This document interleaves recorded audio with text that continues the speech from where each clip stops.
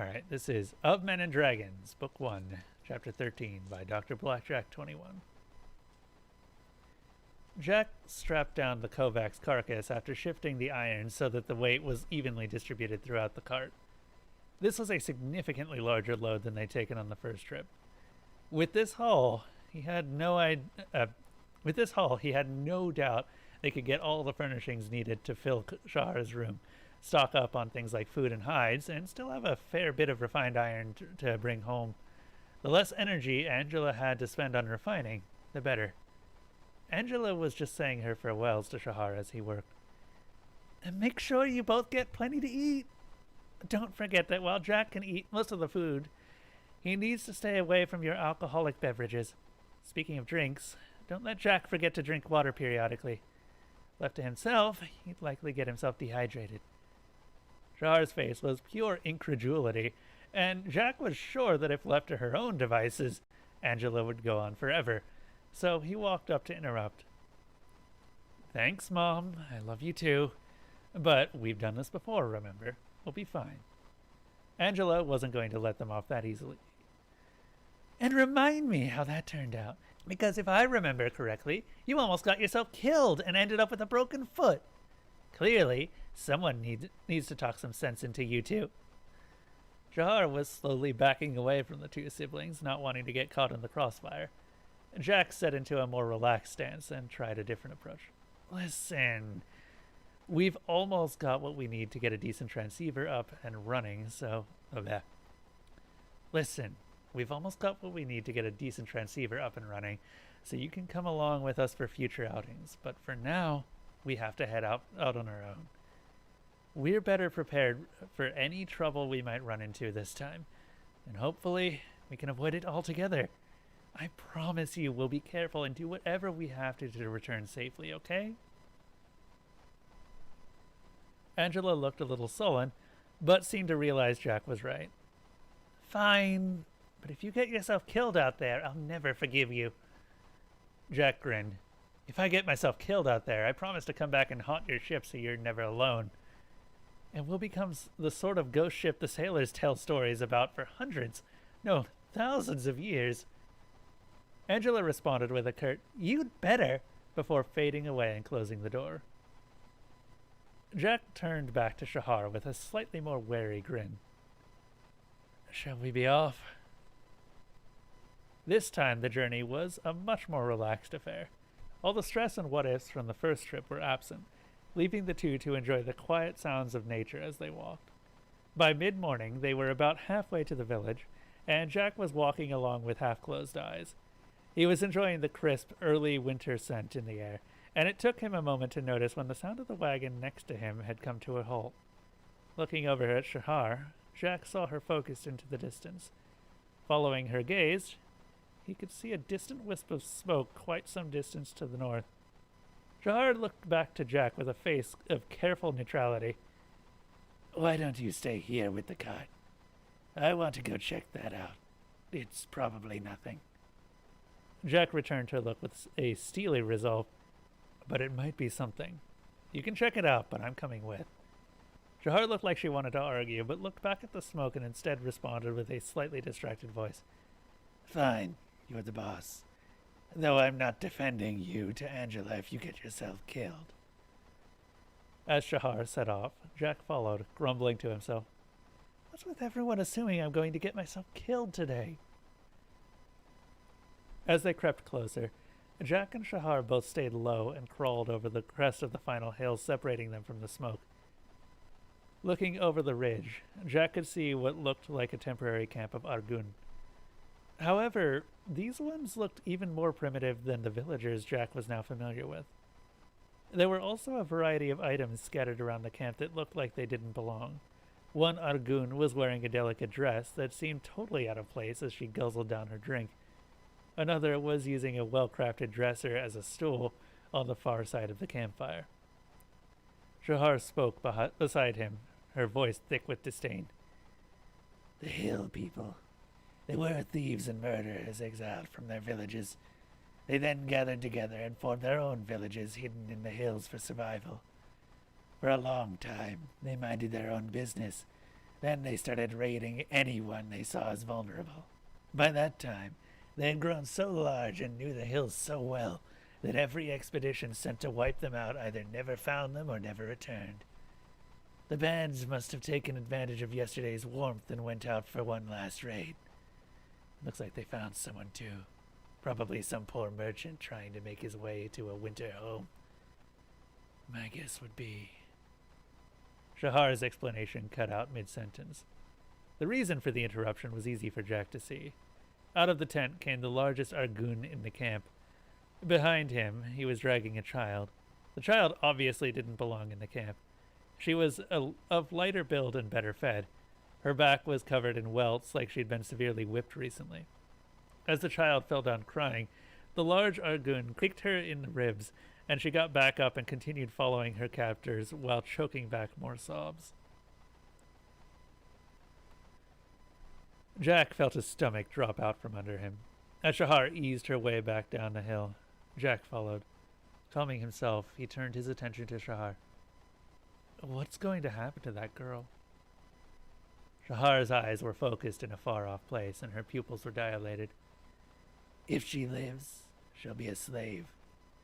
She'll either belong to one of the members of the raiding party, or more likely, she'll be sold to curry favor with someone more powerful. However, given her current state, she'll most likely die, probably before nightfall. Jack had never seen Shahar like this. She was so angry that despite remaining entirely still, she radiated a murderous aura. It was clear that Shahar was getting ready to do something stupid. Looking over to Jack, she calmed herself enough to speak again. This is where we part ways. I'm afraid I can't go with you any further. Jack suspected he knew why, but he wanted her to say it. What are you planning to do? Shahar looked down at the ground, her claws digging into her palms so hard that a small trickle of blood fell to the ground. I'm going to go down there and challenge the largest raider in the camp to one-on-one combat for the child's freedom. When I win, the rest of the camp will rush and kill me. If I'm lucky, I'll be able to take another 2 or 3 with me. There's no way I can take them all, but I can't walk away either, so I'm afraid I can no longer act as your bodyguard. Jack spoke sharply, forcing Shahar to look up. I refuse to allow you to leave my service at this time. I'm about to find myself in an extremely hazardous situation, and I'll need my bodyguard to keep me alive. Shahar looked at Jack with disgust for the first time since they had met, and when she spoke, her voice held acid in it. I realize you are probably frightened by the nearby raiders, but I'll give you enough time to get a head start before running home first. Angela should be able to keep you safe. Jack had pulled out his handgun and was checking the magazine with a shaking hand. You must understand. I'm about to go down to that camp and save that girl. If I'm going to have any chance of pulling it off, I'm going to need my bodyguard by my side. He was proud of the fact that his voice was more steady than his hands at the moment. Shahar's look lost its edge, and when she spoke, her voice was much softer. I'm sorry, I misjudged you. However, while I appreciate the offer, you'd only slow me down. There's no reason for both of us to die today. When Jack finally took his eyes off his gun and looked Shahar in the eyes, he appeared strangely calm. Shahar, I want you to think of all the wonders and marvels you've witnessed since you first met me. Now I want you to listen very carefully to what I have to say. I have the ability to kill every single person in that camp. The only question is whether or not I'll live long enough to do it. Jack just wished his hands would stop shaking so much while he was speaking. Shahar's gaze fell to his hands for a moment as the shaking got worse. Are you certain you will be able to kill when the time comes? Jack's expression split into a sad, shaky grin. As he spoke, a dark, hopeless laugh echoed in every word. Honestly, no, I'm not. I've never killed a person before, and for all I know, when the time comes, I'll be shaking so bad I miss every shot. Or maybe I'll just freeze up and just wait to be killed. Closing his eyes, Jack let out a deep sigh. He didn't even notice as his hand steadied while he continued speaking. What I do know is what I can't do. I can't walk away and leave a friend to die. I can't condemn a young child to a life of slavery or death. I'm going to go down there with you, and if all else fails, at least you won't die alone. Shahar looked at Jack for what was probably only a few seconds, but felt like hours. Then she gave him her best predator's grin, but this time it didn't unsettle Jack as much as usual. When she spoke, there was something new in her voice that Jack couldn't quite place. What happened to the soft little shut-in I knew up until now? As Shahar looked at Jack, she seemed to be searching for a hint of hope. So, what's your plan? Jack went back to checking his gun, making sure he knew where the safety was and checking for a full magazine a second time before chambering around. Well, step one will be the same as your plan. You challenge the toughest looking Argoon down there, then kill him. Once the rest charge, you focus on slowing them down and not dying. I'll try not to wet myself and thin the herd. After that, things will be so chaotic, any further planning would be a waste. So, we just try and live longer than any of them. Shahar nodded. I expected a little more subtlety or trickery out of you, but that'll have to do. Jack looked back to her with an almost halfway confident grin this time. Holding up the gun for Shahar to get a better look, he explained. The trick is, I'm hoping the shock and confusion of what this thing can do will slow them down long enough for us to do what we need to. We are both better armed and armored than them. Mix in a little shock and awe, and we might just get lucky enough to walk away. Lowering the gun, Jack looked off into the distance again. I wish I had a few more supplies from the ship. A rifle to pick them off, maybe a few grenades. Hell, even some fireworks would make a world of difference. Jack shrugged. The problem is, we don't have the time. So, we go with what we have and hope it's enough.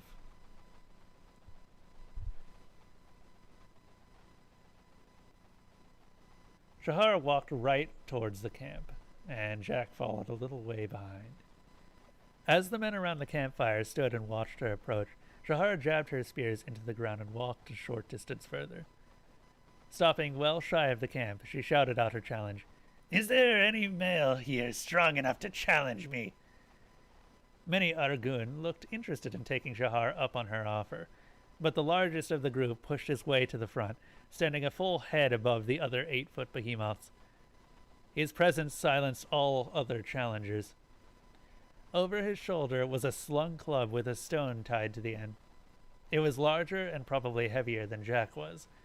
The men of the camp started chanting, Dal-Jin! Dal-Jin! Dal-Jin! Waving his men down to silence them, Dal-Jin looked Shahar up and down, getting her measure, though apparently not as a fighter. Leering, he replied, disdain thick in his voice, What do I get when I win? Shahar's voice quieted, forcing the lecherous calls to end if the men wanted to hear her reply. You get the opportunity to break me to your will, then do with me as you like. Dal-Jin laughed, the rest of the camp joining in, half a breath behind. We were going to do that regardless of the outcome. So tell me, what do you claim if you win? Shahar took a half step forward. In your recent raid, you took a young girl. You will release her to me, and we'll leave. Dal-Jin's laughter was even more derisive than before. Fresh meat like that is worth far more than some used-up whore like yourself. Still, it hardly matters. You lost the moment you stepped forward. As the last word was leaving his mouth, the Argoon leapt forward, his clubs swinging in a blindingly fast arc. For a moment, Jack thought the fight was already over, but at the last moment, Shahar became a blur of motion. She dove onto the club, drawing her blade and scoring a shallow cut as she passed. Dolgen looked down at the cut on his chest, right between two plates. Looking back up, his voice was thick with contempt and his eyes still leering as he spoke. "Is this little cut the best you can do? I've been hurt worse by the whelp you're so eager to save." Shahar just stood calmly, almost passively, and waited. Seeing that his taunting had little effect, Dolgen launched into a new attack, once again swinging his club at ridiculous speeds. If that wasn't bad enough, he started bending the club's momentum in on itself in ways Jack wouldn't have believed possible, except that he was watching it happen. Soon the club was twirling around in a pattern too quick and chaotic for Jack to follow. Apparently, it wasn't too quick for Shahar, though. As Dolgen approached, she slipped and slid around the club, sometimes so close that Jack could swear he saw the club lightly brush against her plates. The two fighters were at a stalemate. Dolgen couldn't land a blow, but Shahar couldn't get close enough to go on the offensive. Before long, it was apparent that both combatants were getting tired. They slowed almost imperceptibly, until Dolgen took a mere half a second too long to bring his club around, and Shahar struck again. Sliding low, this time she landed a shallow slice against the back of his left knee before bouncing back to her feet behind him. Perhaps thinking Shahar would commit to an attack now that she was at his back, Dolgen swung around wildly, using the momentum of his club to turn himself more quickly. Shahar had been waiting for just that move. As soon as the club passed a little too far, she launched past Dolgen again, landing another small cut on his lower bicep. The crowd was still chanting Dolgen's name, but Jack could see that Dolgen was starting to realize he was in trouble. Being Argun, both fighters were built for speed and power, not endurance, and as the fight dragged on, it was taking its toll. Adding in his weapon's weight, pain slowing him slightly, and his increasing blood loss, it was clear Dolgen was going to tire first. It was time for him to try something new. As Dolgen swung the club this time, he loosened his grip for a mere fraction of a second before tightening his hold again. This caused the club to slip and extend its reach a few inches mid-swing. It was enough for Shahar to miscalculate her dodge, and she took a glancing blow to her right shoulder, causing Shahar to drop her blade. The watching Argun let loose an uproarious cheer, and Dolgen began another of his impossible moves, bending the club's momentum in on itself to land the final blow. Shahar rolled into the swing this time, coming up inside the club's reach and latching onto her prey. Her teeth dug into his neck, while her left thumb's claw gouged into his right eye. With a roar, Dolgen grabbed her by her neck and threw her on the ground, and although she hit the ground hard, Shahar was able to roll away before he could bring his club to bear. It was clear who had come out on top of the exchange, although it wasn't enough to end the fight yet. For the first time, the crowd was silent, and the fight took on a more desperate feel now that the only sounds that could be heard were the grunts of effort and pain of the two combatants. For the last time, Jack checked the safety on his gun. The end was rapidly approaching. Knowing he'd all but lost, Dolgen took a final desperate gambit. When he swung his club this time, he let it fly, forcing Shahar to drop low to avoid the massive projectile. Dolgen followed just behind the club, hoping to pounce on Shahar before she could regain her composure and finish her with his greater strength. As he lunged towards his opponent, Dolgen could see one of her arms trapped underneath her, and his hope flared, until that arm flew out from under her. He saw the flash of steel just as he landed on the blade she'd hidden, his own momentum pushing the point completely through his bony chest plate and into his heart. Shahar leaned in and whispered into his ear, "You lost the moment you stepped forward," before shoving the oversized Dolgen off to the side. She slowly stood, staring at the silent crowd. Shahar remained still, gasping for breath, taking advantage of every second of stunned silence to recover as much as possible. 4 things then happened in rapid succession. First, one of the watching Argun lurched forward, his companions barely a half-second behind him. Second, Shahar turned and leaped for her spears as fast as she was able. Third, a loud crack of thunder tore the silence apart. Fourth, the lead Argun's chest turned into a bloody crater. He fell as everything returned to stunned silence once more. Jack aimed his gun at the second closest Argun and pulled the trigger for a second time.